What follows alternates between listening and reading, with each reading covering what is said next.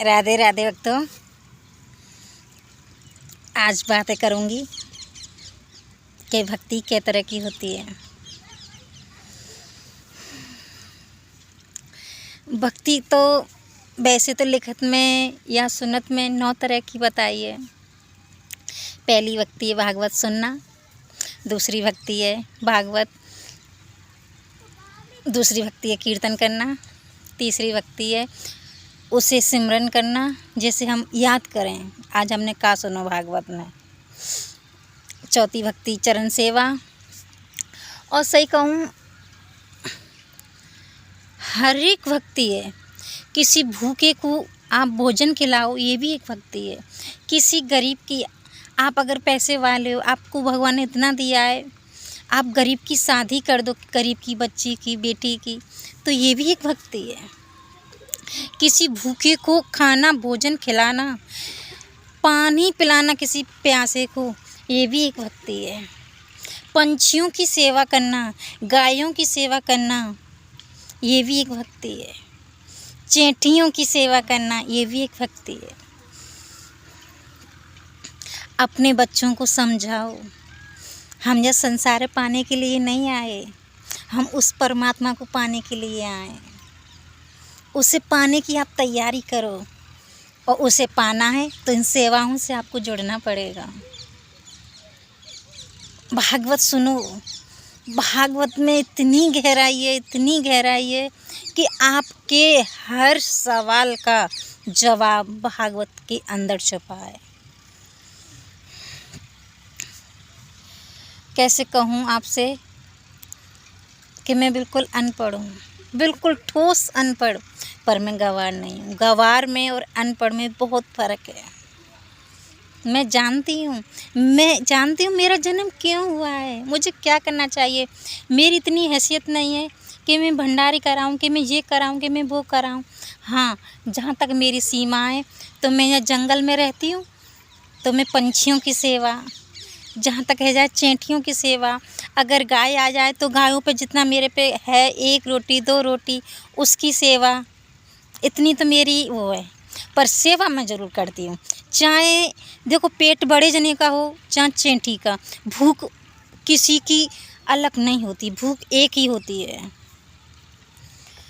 यूँ थोड़ी नहीं कि चेंटी को अलग भूख लगती है और बड़े जने को अलग भूख लगती है, नहीं, भूख एक ही है।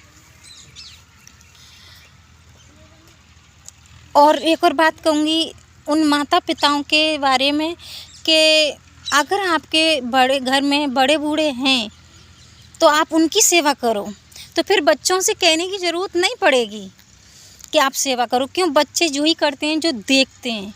मैं बच्चों से बस यही कहती हूँ, अपनों से भी, कि कुछ मत करो। मैं ये नहीं कहती या करो वाय करो, मैं बस इतना कहती हूँ अपने बच्चों से कि जो तुम्हारे माता पिता कर रहे हैं जो करो। हमें अपने पे इतना भरोसा है कि हम अच्छा कर रहे हैं कि बुरा कर रहे हैं, बस इतना ही कहते हैं अपने बच्चों से कि हम कर रहे हैं, बाकाम में सीख जाओ बस। और जो वही करेगा कि जो खुद करेगा तो बच्चा करेंगे।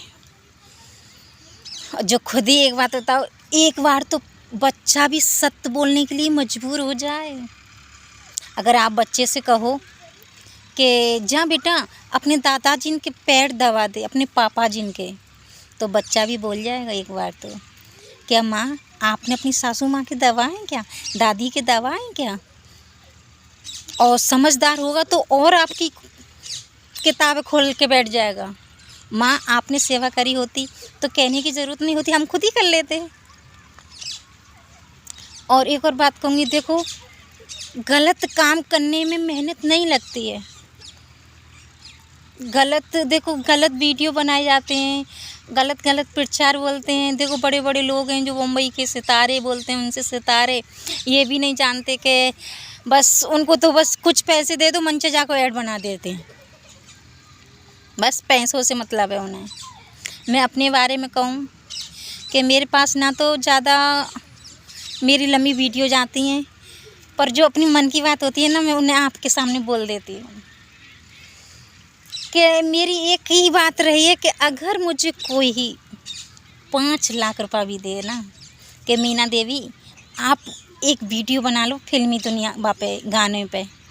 तो साहब मैं नहीं बना पाऊँगी, क्यों मेरे पैरों में धर्म की बेड़ियाँ हैं, धर्म की जंजीर हैं। मैं ऐसी वीडियो बनाती हूँ जहाँ से मेरी सासरे की मेरे ऊपर एक बोझ है।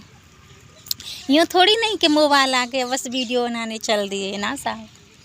आप किसी वीडियो में देख लेना, मेरी फरियाद यहाँ तक ही पाएगी। क्यों मैं जानती हूँ ये तो यूट्यूब पे साहब, जहाँ तो कहते हैं मेरी पब्लिक आईडी है, हर एक कोई देखता है।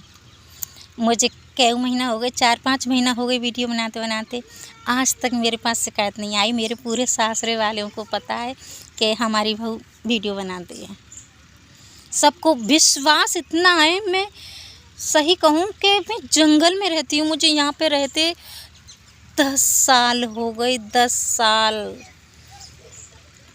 क्यों जानते हो? इसके पीछे एक वजह है कि जो हमने देखा है ना वही हम करते आए। और सबसे बड़ी बात होती है डर। अपने बच्चों के अंदर डर होना चाहिए। मैं अपने बच्चों की क्लास में देखो पढ़ी तो नहीं हूँ कि मैं उन्हें पढ़ा सकूँ। हाँ, एक और बात कहूँगी मैं आपसे, कहना तो नहीं चाहिए पर फिर भी मैं बोलूँगी कि परमात्मा की इतना मेरे पे आशीर्वाद है, इतना दिमाग है, इतना दिया है कि एक व्यक्ति ने बाकेश्वर धाम से जो पूछा कि गुरुजी कोई अनपढ़ हो क्या पढ़ सके लिख सके, तो उन्होंने जवाब दिया कि हाँ, परमात्मा की महिमा हो जाए, ज़्यादा दिमाग तेज हो जाए तो पढ़ भी सके लिख भी सके, वो भी बिना पढ़े लिखे।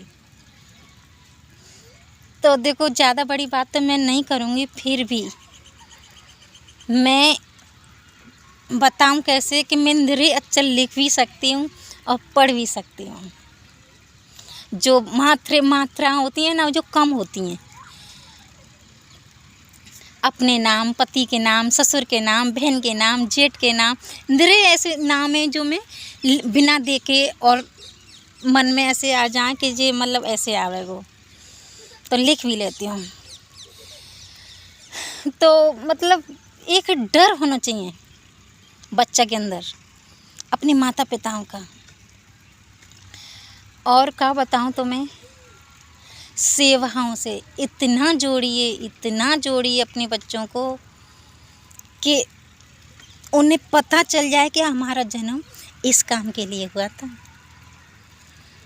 अगर मेरी वीडियो को कोई बड़े लोग सुन रहे हैं तो मैं उनसे यही कहूँगी, उनसे यही विनती करूँगी कि अगर आपके पास पैसा दिया है भगवान ने, उसे सही जगह यूज किया जाए। अगर आप उस पैसे को सही जगह खर्च करोगे तो मैं देखो इतनी तो मैं वो पढ़ी तो नहीं हूँ, पर इतना मैं ज़रूर कह सकती हूँ दावे से कि अगर आप महीने में 1 लाख रुपए कमाते हो तो 2 लाख रुपए की तो बात मैं बोल सकती हूँ आपसे। क्यों जी, मेरा खुद का विश्वास है, खुद की ज़िंदगी का, कि जब मेरे जैसी गरीब जंगल में रह के कुछ चींटियों को पेट भरती है, कुछ पंछियों को एक रोटी चंदिया गाय तक पहुंचाती है, तो परमात्मा मेरे पे इतना मेहरबान है कि मैं झूठ नहीं बोलूँगी आपसे कि मुझे 2-2.5-3 महीने जाते होंगे और उनकी लीला मेरे सामने खड़ी हो जाती है। तो मैं आज सपने के बारे में बताऊँ ना, सबसे पहला सपना आप सुनोगे ना, तो अगर मेरी बहन बोलती है